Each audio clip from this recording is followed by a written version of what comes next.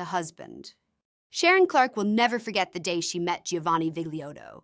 She was working in Indiana as the manager of a large flea market. Early one morning, he walked into her office. "I'd like to rent some space at the flea market," he said. "I have a lot of used things to sell."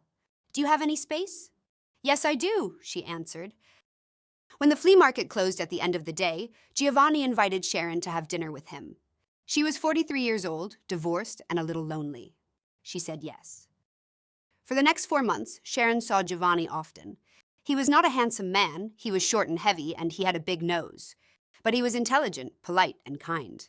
She fell in love with him. "Marry me," Giovanni said. Sharon thought it over. Her mind told her, "Don't do it.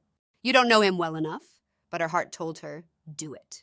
Take a chance. Sharon listened to her heart and married Giovanni. After they got married, Giovanni said he wanted to move to Canada. "I have a beautiful house there," he said. "Let's sell your house and move to Canada." Sharon sold her house and made a profit of $55,000. She wanted to take her furniture to Canada, so she and Giovanni rented a truck. "I'll drive the truck and you can drive your car," he said. "You'd better give me the $55,000. It's dangerous for a woman to travel with that much money." "You're right," Sharon agreed, and she gave Giovanni the $55,000.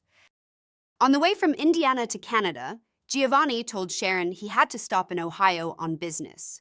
"You go on ahead," he told her. They decided to meet at a hotel in Canada. Giovanni never arrived at the hotel. At first, Sharon was worried.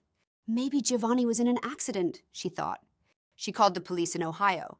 "No," the police said. "Giovanni Vigliotto wasn't in an accident here." So where was Giovanni? He was gone, and so were her furniture and her money. Sharon was angry. She wanted her money and her furniture back.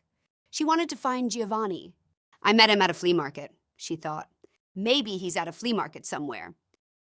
For months, Sharon went to flea markets all over the United States. At a flea market in Florida, she found Giovanni. He was selling used furniture. Some of it was hers. Sharon called the police. When the police arrested Giovanni, Sharon's story was in newspapers and on TV. A woman in New Jersey called the police. "Giovanni is my husband, too," she said. Then another woman called the police, and another and another. "Giovanni is my husband," the women said. All the women told similar stories. They met Giovanni at a flea market. They sold their houses. He took their furniture and their money. Altogether, 105 women were married to Giovanni. A judge sentenced Giovanni to 34 years in prison. "I want you to stay in prison for a long time," the judge told Giovanni. "I want to be sure there will be no wife number 106.